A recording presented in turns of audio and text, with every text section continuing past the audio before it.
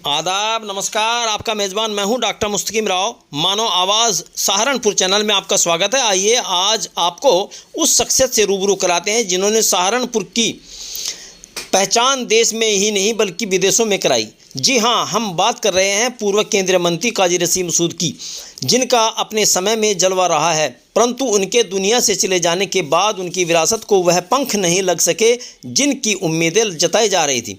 आज उसी विरासत को बचाने का निश्चय करने वाली अलीगढ़ मुस्लिम यूनिवर्सिटी से फारिग उनकी इकलौती बेटी साजिया मसूद मैदान में उतर आई हैं। हालांकि आपको बता दें, साजिया मसूद के लिए विरासत बचाना कांटों का ताज पहनने जैसा है, जिसका एक नमूना आज उस समय पेश आया जब साजिया मसूद पुलकम्बोहान पर यौम जमहूरियत के मौके पर भाषण दे रही थी। तो ठीक उसी समय साजिया मसूद का सगा भतीजा व पूर्व विधायक इमरान मसूद का दामाद शायान मसूद बसपाई काफिले के साथ आया और जहां साजिया मसूद भाषण दे रही थी, उन्हीं के सामने झंडा आरोहण के लिए तख्त पर चढ़ा और साजिया मसूद के भाषण को काउंटर किया, जिसे देखकर जनसभा में आक्रोश पैदा हुआ। लेकिन साजिया मसूद व अन्य गणमान्य लोगों की सूझबूझ के चलते गुस्से को शांत किया। अब सवाल यह उठता है कि आखिर साजिया मसूद को पापा की विरासत बचाने को राजनीति में क्यों कदम रखना पड़ा। आइए सुनिए उन्हीं की जुबानी। साजिया मसूद की पहले तो आप पूरा इंट्रोडक्शन देते हुए फिर मैं जो आपसे बात करूँगा उसके मैं शाजिया मसूद, रशीद मसूद साहब की इकलौती बेटी, क्योंकि रशीद मसूद साहब की बेटी होने से बड़ा इंट्रोडक्शन मेरे लिए कुछ नहीं है। मेरी तालीम अलीगढ़ मुस्लिम यूनिवर्सिटी में हुई है, सोशियोलॉजी ऑनर्स मैंने किया है। उसके बाद मैंने टेक्सटाइल डिज़ाइनिंग में डिप्लोमा किया है और अपना एक कामयाब बुटीक चला रही हूँ। फ़िलहाल सियासत में कदम रख रही हूँ बाकी साथियों के साथ। तो देखिए आगे वक्त कहाँ ले जाता है और अल्लाह की क्या मर्ज़ी है। क्या आने वाला जो चुनाव है मेयर का, उसमें आप प्रतिभा करें? देखिए वक्त बताएगा। करना चाहते हैं क्योंकि मेरे साथी चाहते हैं। जी, इरादा नहीं था, लेकिन मेरे साथियों का, मेरे पापा के पुराने साथियों का, मेरे लोगों का, सहारनपुर के, मेरे ऊपर काफ़ी दबाव है कि आप आइए।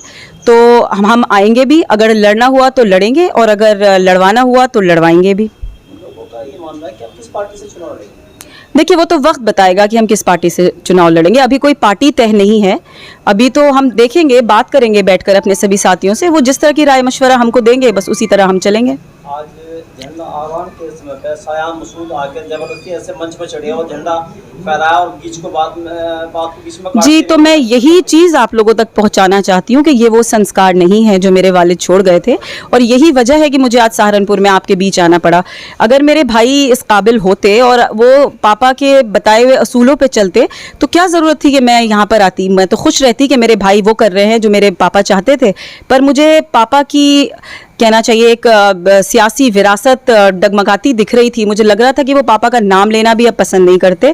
कहीं किसी पोस्टर होर्डिंग में एक छोटी सी तस्वीर कहीं नज़र आती है मेरे वालिद की, कहीं भी कोई तस्वीर नहीं नज़र आती, कहीं उनके नारे नहीं लगते, कहीं उनके बारे में बोला नहीं जाता।